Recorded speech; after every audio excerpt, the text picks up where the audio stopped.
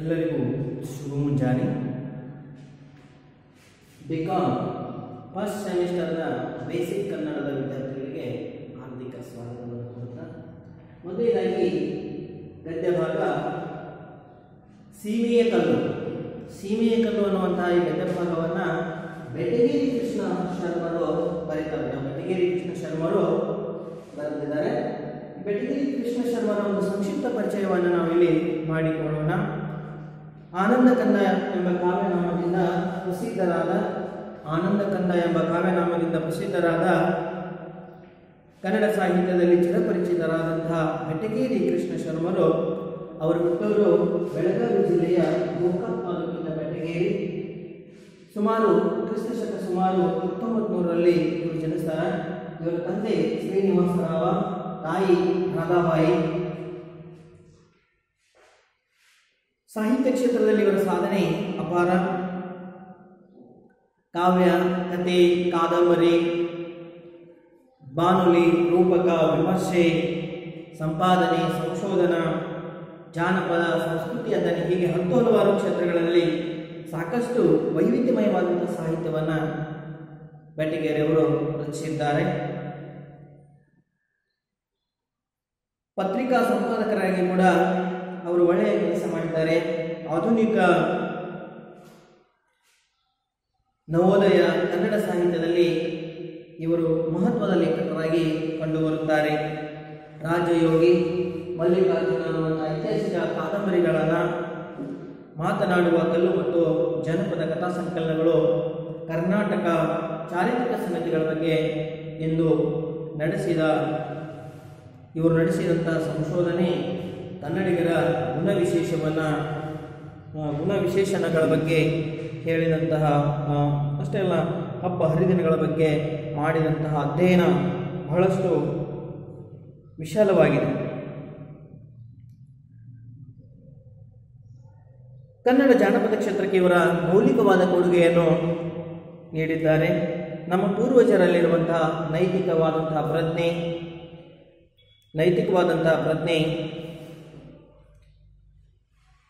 ಎಂಥದ್ದು ಎಂಬುದೇ ಈ ಕಥೆಯ ಸೀಮೆಯ ಕಲ್ಲು. ಪ್ರಸ್ತುತವಾದಂತಹ ಕಥೆ ಯಾವುದು? ಸೀಮೆಯ ಕಲ್ಲು ಅನ್ನುವಂತಹ ಸೀಮೆಯ ಕಲ್ಲಿನ ಒಂದು ಕಥೆಯ ಪೂರಕವಾದಂತಹ ಆಶಯವನ್ನು ನಾವು ನೋಡಿದಾಗ, ಸಂಕ್ಷಿಪ್ತವಾಗಿ ಅದನ್ನು ನೋಡಿದಾಗ, ತಿರುಳನ್ನು ನೋಡಿದಾಗ, ನಮ್ಮ ಪೂರ್ವಜರಲ್ಲಿರುವಂತಹ ನೈತಿಕ ಪ್ರಜ್ಞೆ ಎಂಥದ್ದು ಎಂಬುದೇ ಈ ಕಥೆಯ ತಿರುಳು. ನಮ್ಮ ಪರಂಪರೆಯಲ್ಲಿ ಹೆಣ್ಣಿಗೆ ಪೂಜನೀಯ ಸ್ಥಾನವಿದೆ. ನಮ್ಮ ಪರಂಪರೆಯಲ್ಲಿ, ಭಾರತೀಯ ಪರಂಪರೆಯಲ್ಲಿ ಹೆಣ್ಣಿಗೆ ಒಂದು ಪೂಜನೀಯವಾದಂಥ, ಆದರಣೀಯವಾದಂಥ ಸ್ಥಾನವಿದೆ. ಹೆಣ್ಣಿನ ರಕ್ಷಣೆ ನಮ್ಮ ಸಮಾಜದ ಒಂದು ಪ್ರತಿಷ್ಠೆ ಕೂಡ. ಅವಳಿಗೆ ಆಪತ್ತು ಎದುರಾದಾಗ ಎಲ್ಲ ಹಂಗು ಹರಿದು ರಕ್ಷಿಸುವ ಗುಣ ಈ ನೆಲದ್ದು. ಇತಿಹಾಸದಲ್ಲಿ ಅದಕ್ಕೆ ಸಾಕಷ್ಟು ನಿದರ್ಶನಗಳು ಸಹ ದೊರೆಯುತ್ತವೆ. ಹೆಣ್ಣನ್ನು ಗೌರವಿಸುವುದು, ರಕ್ಷಿಸುವುದು, ಪೂಜಿಸುವುದಷ್ಟೇ ಮೌಲ್ಯ ಅಲ್ಲ, ಅವಳನ್ನು ಕೆಟ್ಟ ದೃಷ್ಟಿಯಿಂದ ನೋಡದೇ ಇರುವುದು ಕೂಡ ಒಂದು ಮೌಲ್ಯ. ಅವಳ ತಂಟೆಗೆ ಹೋಗದೆ ಇರುವುದು ಕೂಡ ಒಂದು ನೀತಿಯಾಗಿತ್ತು ನಮ್ಮ ಕನ್ನಡ ನಾಡಿನಲ್ಲಿ. ಹೆಣ್ಣನ್ನು ಕೆಟ್ಟ ದೃಷ್ಟಿಯಿಂದ ನೋಡಿದರೆ ಅಪರಾಧವಾಗುತ್ತಿತ್ತು. ಜನಪದರಲ್ಲಿ ಮೌಲ್ಯಗಳು ಎಷ್ಟು ಪ್ರಭಾವಿಯಾಗಿದ್ದವು ಎಂಬುದು ಈ ಕಥೆಯಲ್ಲಿ ಪರಿಣಾಮಕಾರಿಯಾಗಿ ಮೂಡಿಬಂದಿದೆ. ಪ್ರಸ್ತುತ ಕಥೆಯನ್ನು ಬೆಳವಲದ ಬದುಕು ಅನ್ನುವಂಥ ಸಮಗ್ರ ಕಥಾ ಸಂಪುಟದ ಮಾತನಾಡುವ ಕಲ್ಲು ಸಂಕಲನದಿಂದ ಆಯ್ದುಕೊಳ್ಳಲಾಗಿದೆ. ಪ್ರಸ್ತುತವಾದಂಥ ಕಥೆ ಎಲ್ಲಿಂದ? ಬೆಳವಲದ ಬದುಕು ಸಮಗ್ರ ಕಥಾ ಸಂಪುಟದ ಮಾತನಾಡುವ ಕಲ್ಲು ಅನ್ನುವಂತಹ ಸಂಕಲನದಿಂದ ಆಯ್ದುಕೊಳ್ಳಲಾಗಿದೆ. ಮಕ್ಕಳೇ, ಪ್ರಸ್ತುತವಾಗಿ ಸೀಮೆಯ ಕಲ್ಲನ್ನು ನಾವು ನೋಡೋಣ. ಸೀಮೆಯ ಕಲ್ಲು ಡಾ ಬೆಟಗೇರಿ ಕೃಷ್ಣ ಶರ್ಮ. ವೀರನಗೌಡ ಬಹುದಿನಗಳಿಂದಲೂ ತಮ್ಮ ಹಳ್ಳಿಗೆ ಬರಲು ನನ್ನನ್ನು ಕರೆಯುತ್ತಿದ್ದ. ಹಳ್ಳಿ ನನಗೆ ಅಪ್ರೀತಿಯ ವಿಷಯವೇನೂ ಅಲ್ಲ, ಏಕೆಂದರೆ ನಾನು ಹಳ್ಳಿಯಲ್ಲಿ ಹುಟ್ಟಿ ಬೆಳೆದವನು. ಹಳ್ಳಿಯ ಸೊಬಗುಗಳು ಎಂಥವು ಎಂಬುದನ್ನು ಎಳೆಯತನದಲ್ಲಿ ಕಂಡುಂಡವನು. ಹಳ್ಳಿಗರ ಸೌಧರ್ಯಮಯ ಸಾಮಾಜಿಕ ಕಟ್ಟುನಿಟ್ಟುಗಳ ಕೃತ್ರಿಮತೆ ಇಲ್ಲದ ಸರಳ ಸಹಜ ಸ್ವಭಾವಗಳು, ಇವುಗಳ ಸವಿಯನ್ನು ಅನುಭವಿಸಿದವನು. ಉಸಿರು ಗಂಟಿಸುವಂತಿರುವ ಇಂದಿನ ನನ್ನ ಪಟ್ಟಣದ ಜೀವನದಲ್ಲಿ ಹಳ್ಳಿಯಲ್ಲಿ ಕಳೆದ ಚಿಕ್ಕತನದ ಸಿಹಿ ನೆನಪುಗಳು ಸುಖ ಸ್ವಪ್ನಗಳಂತೆ ಆಗಾಗ ಮನದ ಪಟದ ಮೇಲೆ ಮೂಡಿ ಮೂಡಿ ಹೋಗುತ್ತಿರುತ್ತವೆ. ಆದುದರಿಂದಲೇ ನನಗೆ ಹಳ್ಳಿಗೆ ಹೋಗಬೇಕೆಂದು ಆಗಾಗ ಎನಿಸುವುದು. ಆದರೆ ಹೊಟ್ಟೆಯ ಹೋರಾಟ ಪಟ್ಟಣದಲ್ಲಿ ನನ್ನ ಕಾಲುಗಳನ್ನು ಕಟ್ಟಿ ಹಾಕಿರುವುದು. ವೀರನಗೌಡ ಬಹು ದಿನಗಳಿಂದಲೂ ಕೂಡ ಲೇಖಕರನ್ನು ಆಹ್ವಾನಿಸ್ತಾ ಇದ್ದ, ತಮ್ಮ ಊರಿಗೆ ಬರಬೇಕು, ತಮ್ಮ ಹಳ್ಳಿಗೆ ಬರಬೇಕು ಅಂಥೇಳಿ ಅವರನ್ನು ಕರೀತಾ ಇದ್ದ. ಆ ಹಳ್ಳಿಯ ಬಗ್ಗೆ ಅವ್ರಿಗೇನು ತಾತ್ಸಾರವಿಲ್ಲ. ಯಾಕಂದರೆ ಅವ್ರು ಪಟ್ಟಣದಲ್ಲಿದ್ದರೆ ಹಳ್ಳಿಯ ಬಗ್ಗೆ ಅವರಿಗೆ ಅಪ್ರೀತಿಯ ವಿಷಯವೇನು ಅದು ಹಳ್ಳಿ ಆಗಿರಲಿಲ್ಲ. ಯಾಕಂದರೆ ಹಳ್ಳಿಯಲ್ಲಿ ಎಳೆತನದಲ್ಲಿ ಎಳೆ ವಯಸ್ಸಿನಲ್ಲಿ ಅವರು ಹಳ್ಳಿಯಲ್ಲೇ ಬೆಳೆದಿದ್ದಾರೆ. ಹಳ್ಳಿಗರ ಸೌಹಾರ್ದಮಯವಾದಂಥ ಸಾಮಾಜಿಕವಾದಂಥ ಬದುಕನ್ನು, ಜೀವನವನ್ನು, ಅವರ ಕಟ್ಟುನಿಟ್ಟುಗಳ ಕತ್ರಿಮತೆ ಇಲ್ಲದೆ ಇರುವಂತಹ ಸಹಜತೆಯಿಂದ ಕೂಡಿರುವಂಥದ್ದು. ಕತ್ರಿಮತೆ ಅಂದರೆ ಕತ್ರಿಮವಾಗಿ ನಾವೆಲ್ಲ ಸ್ಕೂಲ್ ಬೆಲ್ ಆದ ಕೂಡ ಕ್ಲಾಸಿಗೆ ಬರೋದು ಕತ್ರಿಮತೆಯನ್ನು ನೋಡ್ತೀವಿ, ಅಥವಾ ಮಂಡೇ ಇತ್ತಂದ್ರೆ ಬರ್ತೀವಿ, ಸಂಡೇ ಎಲ್ಲ ನಾವು ಬರೋದಿಲ್ಲ. ಹೀಗೆ ಕತ್ರಿಮತೆಗಳಿಲ್ಲದಿರುವಂತಹ ಹಳ್ಳಿಯ ಬದುಕು ಏನಿದೆ ಬಹಳ ಸುಂದರವಾದಂತಹ ಬದುಕು, ಸಹಜ ಸ್ವಭಾವಗಳ ಇವುಗಳ ಸಭೆಯನ್ನು ಅನುಭವಿಸಿದವನು ಅವರು ಆಗಿದ್ರು. ಅನುಭವಿಸುವ ಯಾರಾಗಿದ್ದರೆ ಈ ಲೇಖಕರು ಆಗಿದ್ರು ಅನ್ನುವಂಥ ವಿಚಾರವನ್ನು ಇಲ್ಲಿ ಹಂಚಿಕೊಳ್ತಾ ಇದ್ದಾರೆ. ಇವುಗಳ ಸವಿಯನ್ನು ಅನುಭವಿಸಲು ಉಸಿರುಗಟ್ಟಿಸುವಂತಿರುವ ಇಂದಿನ ನನ್ನ ಪಟ್ಟಣದ ಜೀವನ, ಹೌದಾ, ಪಟ್ಟಣದ ಜೀವನದಲ್ಲಿ ಉಸಿರುಗಟ್ತಾ ಇದೆ. ಯಾಕಂದರೆ ಒಬ್ಬರಿಗೊಬ್ರು ನೋಡಲು, ಯಾಕಂದರೆ ಎಲ್ಲರೂ ಡೋರ್ ಲಾಕ್ ಮಾಡ್ಕೊಂಡೇ ಒಳಗಿರ್ತಾ ಇದ್ದಾನೆ, ಯಾರು ಹೊರಗೆ ಬರೋದಿಲ್ಲ, ಹೀಗೆ ಸಾಮಾಜಿಕವಾದಂಥ ಸಂಪರ್ಕ ಇರೋದಿಲ್ಲ. ಹೀಗಾಗಿ ಪಟ್ಟಣದ ಜೀವನದಲ್ಲಿ ಹಳ್ಳಿಯ ಕಳೆದ ಚಿಕ್ಕತನದ ಸಿಹಿ ನೆನಪುಗಳು ಇದ್ದಾವೆ. ಸುಖ ಸ್ವಪ್ನಗಳಂತೆ ಆಗಾಗ ಮನದ ಪಟದ ಮೇಲೆ ಮೂಡಿ ಹೋಗುತ್ತಿರುತ್ತವೆ. ನೋಡಿ, ಮನದ ಪಟದ ಮೇಲೆ ಮೂಡಿ ಹೋಗ್ತಿರ್ತಾವ. ಹಳ್ಳಿಯ ಜೀವನ ಎಷ್ಟು ಚಂದ ಇದೆ, ಹಳ್ಳಿಯ ಬದುಕು ಅಂತ ಹೇಳಿ ಅವರಿಗೆ ಆಗಾಗ ಅನಿಸ್ತಾ ಇತ್ತು. ಸುಖ ಸ್ವಪ್ನಗಳಂತೆ, ಹೌದಾ. ಆದ್ದರಿಂದಲೇ ಅವ್ರು ಹೇಳ್ತಾ ಇದ್ದಾರೆ, ನನಗೆ ಹಳ್ಳಿಗೆ ಹೋಗಬೇಕೆಂದು ಆಗಾಗ ಅನಿಸುವುದು. ಹಳ್ಳಿಗೆ ಹೋಗ್ಬೇಕಂತೇಳಿ ಅವರಿಗೆ ಆಗಾಗ ಅನಿಸ್ತಿದೆ. ಆದರೆ ಹೊಟ್ಟೆಯ ಹೋರಾಟ ಸಲುವಾಗಿ ಏನು ಮಾಡ್ತಾರೆ, ಅವರ ಪಟ್ಟಣದಲ್ಲಿ ಕೆಲಸ ಮಾಡ್ತಾರಲ್ಲ, ಆ ಕೆಲಸದಿಂದಲೇ ಅವ್ರು ಹೊಟ್ಟೆ ತುಂಬ್ತಾ ಇದೆ. ಅದಕ್ಕಾಗಿ ಅವರು ಎಲ್ಲಿದ್ದಾರೆ, ಪಟ್ಟಣದಲ್ಲಿದ್ದಾರೆ. ಮಕ್ಕಳೇ, ವೀರನಗೌಡ ಒಲವಿನ ಔತಣವನ್ನು 2-3 ಸಲ ಅನಿವಾರ್ಯವಾಗಿ ನಿರಾಕರಿಸಬೇಕಾಗಿ ಬಂದಿತು. ವೀರನಗೌಡನ ಒಲವಿನ ಔತಣವನ್ನ 2-3 ಸಲ ಈ ಹೊಟ್ಟೆಪಾಡ ಸಲುವಾಗಿ ಅನಿವಾರ್ಯವಾಗಿ ನಿರಾಕರಿಸಬೇಕಾಗಿ ಬಂದಿತ್ತು ಇವರಿಗೆ. ಆಗಿನ ಗೆಳೆಯನ ನೊಂದ ಹೃದಯದ ಅನುಭವ ನನ್ನ ಹೃದಯವನ್ನು ಅಣಕಿಸಿತ್ತು. ಆಗಿನ ಯಾಕಂದ್ರೆ ಆ ಗೆಳೆಯನ ಮನಸ್ಸು ನೋಡಿಸಿದ್ರು, ನಮ್ಮೂರಿಗೆ ಬರಬೇಕಪ್ಪ ಅಂತ ಹೇಳಿ ಗೆಳೆಯನನ್ನು ಎಷ್ಟು ಸಲ ಕರೆದು ಕೂಡ ಪಟ್ಟಣದ ಗೆಳೆಯ ಹೋಗಿರಲಿಲ್ಲ. ಅದಕ್ಕೆ ಅವರಿಗೆ ಏನಾಗಿತ್ತು, ಸ್ವಲ್ಪ ನೋವಾಗಿತ್ತು. ನೊಂದ ಹೃದಯ ನನ್ನ ಹೃದಯವನ್ನು ಅಳುಕಿಸಿತು. ಆ ಗೆಳೆಯನ ನೊಂದ ಹೃದಯದ ಅನುಭವ ನನ್ನ ಹೃದಯವನ್ನು ಕೂಡ ಅಳುಕಿಸಿತು. ನನಗೂ ಕೂಡ ಯಾಕಪ್ಪ ನೊಂದುಕೊಂಡಲ್ಲ 2 ಸಲ, ನನಗೂ ಕೂಡ ನೋವಾಯಿತು ಅಂತೇಳಿ ಲೇಖಕರು ಇಲ್ಲಿ ಹೇಳಿಕೊಡ್ತಾ ಇದ್ದಾರೆ. ಈ ಸಲ ಬಂದೇ ತೀರಬೇಕೆಂದು ಗೌಡ ಹಠವನ್ನೇ ಹಿಡಿದ. ಈ ಸಲ ಮಾತ್ರ 1 ಸಲ ಕರೆದ, 2ನೇ ಸಲ 2-3 ಸಲ ಕರೆದಿದ್ದ. ಅವಾಗ ಅವರು ಹೋಗಲಾಗಿದ್ರು. ಇನ್ನು 3ನೇ ಸಲ ಕರೆದ. ಅವಾಗ ಅವರು ಹೋಗೋದಕ್ಕೆ ಒಪ್ಕೊಳ್ತಾ ಇದ್ದಾರೆ. ಅವಾಗ ವೀರನಗೌಡನ ಈ ಔತಣವನ್ನ ಗೌಡ ಹಠವನ್ನೇ ಹಿಡಿದ. ಗೆಳೆಯನ ಮನಸ್ಸನ್ನು ಮತ್ತೆ ನೋಯಿಸಬಾರದೆಂದು ನಿರ್ಣಯಿಸಿ 6 ದಿನಗಳ ರಜೆ ಪಡೆದುಕೊಂಡು ವೀರನಗೌಡನ ಹಳ್ಳಿಗೆ ಹೊರಟು ಬಿಟ್ಟೆ. ಏನ್ ಮಾಡಿದ್ರು, ಇನ್ನು ಗೆಳೆಯನ ಮನಸ್ಸನ್ನ ನೋಯಿಸಬಾರದು ಅಂತ ಹೇಳಿ ವಿಚಾರ ಮಾಡಿದವರು ಏನ್ ಮಾಡಿದ್ರು, ಅವರ 6 ದಿನ ರಜೆ ಹಾಕಿ ಅವರು ವೀರನಗೌಡನ ಊರಿಗೆ ಹೊರಟರು. ಇನ್ನು ಊರಲ್ಲಿ ಏನಾಗ್ತಾ ಇದೆ ಅನ್ನೋದ್ರ ಬಗ್ಗೆ ಹೇಳ್ತಾ ಇದ್ದಾರೆ. ಹಳ್ಳಿಯ ಗೌಡರ ಮನೆಯಲ್ಲಿ ನಾನು ಅತಿಥಿಯಾಗಿದ್ದೇನೆ. ಅತಿಥಿ ಮನೆಗೆ ಬಂದವರೆಲ್ಲ ಬೆರಗು ಗಣ್ಣುಗಳಿಂದ ನನ್ನನ್ನು ನೋಡುತ್ತಾ ಗೌಡರ ಮಗನ ಗೆಳೆಯನನ್ನು ಅರಿತುಕೊಂಡು ಸಹಜವಾದ ಆದರ ಪ್ರೀತಿಗಳನ್ನು ಸಲ್ಲಿಸುತ್ತಿದ್ದರು. ಏನಾಗಿದೆ, ಇವರು ಆ ವೀರನಗೌಡನ ಊರಿಗೆ ಹೋಗ್ತಾ ಇದ್ದಾರೆ. ಹೋದ ನಂತರ ಹಳ್ಳಿಯ ಗೌಡರ ಮನೆಯ ಅತಿಥಿ ಹೌದಾ, ಮನೆಗೆ ಬಂದವರೆಲ್ಲ ಏನು ಮಾಡ್ತಾ ಇದ್ದಾರೆ, ಬೆರಗುಗಣ್ಣಿನಿಂದ ಆಶ್ಚರ್ಯ ಕೂಡಿದ ಕಣ್ಣುಗಳಿಂದ ಯಾರನ್ನು ನೋಡ್ತಾ ಇದ್ದಾರೆ, ಲೇಖಕರನ್ನು ನೋಡ್ತಾ ಇದ್ದಾರೆ. ಗೌಡರ ಮಗನ ಗೆಳೆಯನೆಂದು ಅರಿತುಕೊಂಡು ಸಹಜವಾದ ಆದರ ಪ್ರೀತಿಗಳನ್ನು ಸಲ್ಲಿಸ್ತಾ ಇದ್ರು. ಸಹಜವಾದಂತಹ ಆದರ ಪ್ರೀತಿಗಳು, ಗೌಡ್ರ ಮಗನ ಗೆಳೆಯ ಅಂಥೇಳಿ ಬಹಳ ಆದರದಿಂದ ಪ್ರೀತಿಯಿಂದ ಅವರನ್ನು ನೋಡಿಕೊಂಡರು, ಸಲ್ಲಿಸ್ತಾ ಇದ್ರು. ವೀರನ ಗೌಡನ ತಂದೆ ಹಿರಿಯ ಗೌಡರು ಹೆಚ್ಚಿಗೆ ಕಲಿತವರಲ್ಲವಾದರೂ ಹುಟ್ಟಿ ಬೆಳೆದ ದೊಡ್ಡ ಮನೆತನದ ಪರಂಪರೆ ಅವರ ಮನಸ್ಸು ಹೃದಯಗಳನ್ನು ಅರಳಿಸಿತ್ತು. ನೋಡಿ, ತಂದೆ ಹಿರಿಯೂರ ಗೌಡರು, ಹಿರಿಯ ಗೌಡರು, ಹೆಚ್ಚಿಗೆ ಕಲಿತವರಲ್ಲ, ಶಾಲೆ ಕಲಿತವರಲ್ಲಿ ಹೆಚ್ಚಿಗೆ ಹುಟ್ಟಿ ಬೆಳೆದಂತಹ ಈ ದೊಡ್ಡ ಮನೆತನದ ಪರಂಪರೆಯಲ್ಲಿ ಅವರ ಮನಸ್ಸು ಹೃದಯಗಳನ್ನು ಅರಳಿಸಿತ್ತು. ಅಷ್ಟವರು ಅರಳಿದಂತಹ ದೊಡ್ಡ ವ್ಯಕ್ತಿಗಳು ಆಗಿದ್ರು ಅಂತ. ಹೌದಾ? ತಂದೆ ಹಿರಿಯ ಗೌಡರು, ವೀರನಗೌಡರ ತಂದೆ ಹಿರಿಯ ಗೌಡರು ಹೆಚ್ಚಿಗೆ ಕಲಿತವರೆಲ್ಲ ಕೂಡ ಹುಟ್ಟಿ ಬೆಳೆದಂತಹ ದೊಡ್ಡ ಮನೆತನದ ಪರಂಪರೆಯಲ್ಲಿ ಅವರ ಮನಸ್ಸು ಹೃದಯಗಳನ್ನು ಅರಳಿಸಿತ್ತು, ಚೆನ್ನಾಗಿ ಅರಳಿಸಿತ್ತು. ನಾನು ತಮ್ಮ ಮನೆಗೆ ಬಂದದ್ದು ಅವರಿಗೆ ತುಂಬ ಸಂತೋಷವನ್ನು ಉಂಟು ಮಾಡಿತು. ನಾನು ಅವ್ರ ಮನೆಗೆ ಹೋಗಿದ್ದು ಅಂದರೆ ಲೇಖಕರು ಯಾರ ಮನೆಗೆ ಹೋಗಿದ್ದಾರೆ? ಗೌಡ್ರ ಮನೆಗೆ ಹೋಗಿದ್ದಾರೆ. ಅದಕ್ಕೆ ಅವರಿಗೆ ಬಹಳ ಸಂತೋಷ ಆಗ್ಯದ, ಬಹಳ ಆನಂದ ಆಗ್ಯದ, ಸಂತೋಷ ಉಂಟು ಮಾಡಿತು.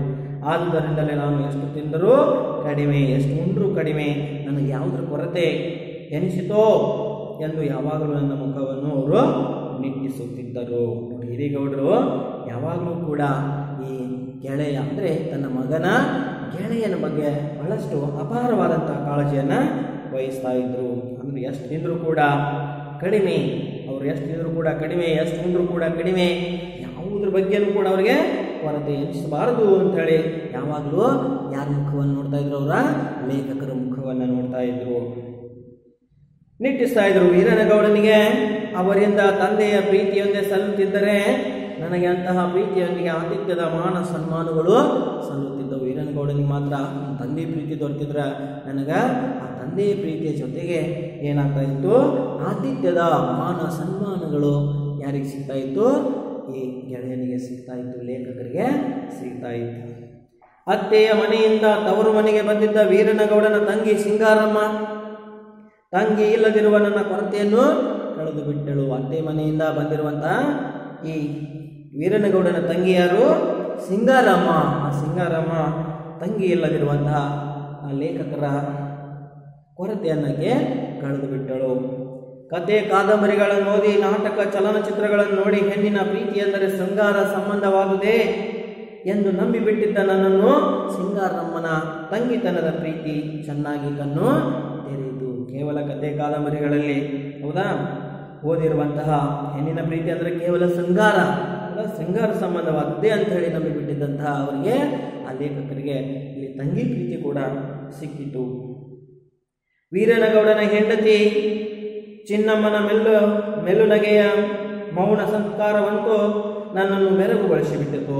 ವೀರನಗೌಡನ ಹೆಂಡತಿ ಚಿನ್ನಮ್ಮನ ಮೆಲ್ಲುನಗೆಯ ಮೌನ ಸತ್ಕಾರ, ಆ ಸತ್ಕಾರವನ್ನು ಕೂಡ ಇವರನ್ನು ಆಶ್ಚರ್ಯಚಕಿತಗೊಳಿಸಿ. ವೀರನಗೌಡನ ಹೆಂಡತಿ ಚಿನ್ನಮ್ಮನ ಆ ಒಂದು ಮೆಲ್ಲುನಗೆಯ ಮೌನ ಸತ್ಕಾರವನ್ನು ನನ್ನನ್ನು ಬೆರಗುಗೊಳಿಸಿಬಿಟ್ಟಿತು. ಇಂತಹ ಸತ್ಕಾರ ನೋಡಿದರೆ ನನ್ನ ಜಾತಿ ಬೇರೆ, ವೀರನಗೌಡನ ಜಾತಿ ಬೇರೆ, ಆದರೆ ಅವರೆಲ್ಲರ ಸ್ನೇಹ ಪ್ರೀತಿಗಳ ಪ್ರಭಾವ ನನ್ನ ಜಾತಿಯ ನೆನಪನ್ನೇ ಕೊಚ್ಚಿಕೊಂಡು ಹೋಗಿದ್ದಿತ್ತು. ಏನು ಹೇಳ್ತಾ ಇದ್ರು ಇಲ್ಲಿ ಲೇಖಕರು? ಅವ್ರ ಜಾತಿ ಬೇರೆ ಇದ್ರೂ ಕೂಡ, ವೀರನಗೌಡನ ಜಾತಿ ಬೇರೆ, ಲೇಖಕರ ಜಾತಿ ಬೇರೆ ಇದ್ರೂ ಕೂಡ ಅವರೆಲ್ಲರ ಸ್ನೇಹ ಪ್ರೀತಿಗಳ ಒಂದು ಪ್ರಭಾವ ಅವರ ಜಾತಿಯ ನೆನಪನ್ನೇ ಕೊಚ್ಚಿಕೊಂಡು ಹೋಗಿದ್ದಿತ್ತು ಅಂಥೇಳಿ ಹೇಳ್ತಾ ಇದ್ದಾರೆ. ಸೀಮೆಯ ಕಲ್ಲು ಅನ್ನುವಂಥ ಕಥೆಯನ್ನು ನಾವು ನೋಡ್ತಾ ಇದ್ದೀವಿ ಮಕ್ಕಳೇ. ಗೌಡರಹಳ್ಳಿಯಿಂದ ಮೂಡಣಕ್ಕೆ 2 ಮೈಲುಗಳ ಅಂತರದ ಮೇಲೆ ಇನ್ನೊಂದು ಕಿರುವಳ್ಳಿ ಇದೆ. ಗೌಡರಹಳ್ಳಿಯಿಂದ ಮೂಡಲಿಕ್ಕೆ ಉತ್ತರ ದಿಕ್ಕಿಗೆ, ಮೂಡಲಿಕ್ಕೆ ಅಂದರೆ ಪೂರ್ವ ದಿಕ್ಕಿಗೆ ಏನಾಗಿದೆ ಹೋದರೆ ಒಂದು ಕಿರುವಳ್ಳಿ ಇದೆ. ಕಿರುಹಳ್ಳಿ, ಸಣ್ಣ ಹಳ್ಳಿ, 2 ಮೈಲಿಗಳ ಅಂತರದ ಮೇಲೆ ಇನ್ನೊಂದು ಕಿರುವಳ್ಳಿ ಇದೆ. ಅಲ್ಲಿ ಗೌಡರದೊಂದು ತೋಟವಿದೆ, ದೊಡ್ಡದಾದ ತೋಟ. ಗೌಡರದು ದೊಡ್ಡದಾದಂತಹ ತೋಟ ಇದೆ. ಯಾರ್ದು? ಈ ವೀರನಗೌಡರದು. 2 ಮೈಲಿಗಳ ಅಂತರದಲ್ಲಿ ಇನ್ನೊಂದು ಕಿರುವಳ್ಳಿ, ಸಣ್ಣ ಹಳ್ಳಿ ಇದೆ. ಅಲ್ಲಿ ಈ ಗೌಡರದೊಂದು ದೊಡ್ಡದಾದಂಥ ತೋಟವಿದೆ. ಅದೊಂದೇ ತೋಟದಲ್ಲಿ 6 ಎತ್ತುಗಳು, 6-7 ಜನ ಆಳುಗಳು ದುಡಿಯುತ್ತಾರೆ. ಅದೊಂದೇ ತೋಟದಲ್ಲಿ ಎಷ್ಟು ಜನ? 6 ಎತ್ತುಗಳು, 6-7 ಜನ ಆಳುಗಳು ದುಡಿಯುತ್ತಾರೆ.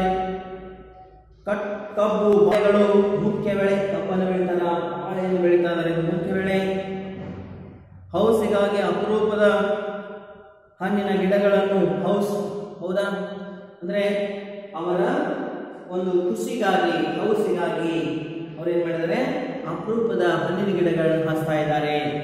ಹೌದಾ, ಅವರಿಗೆ ಒಂದು ಹೌಸು ಕೂಡ ಇತ್ತು.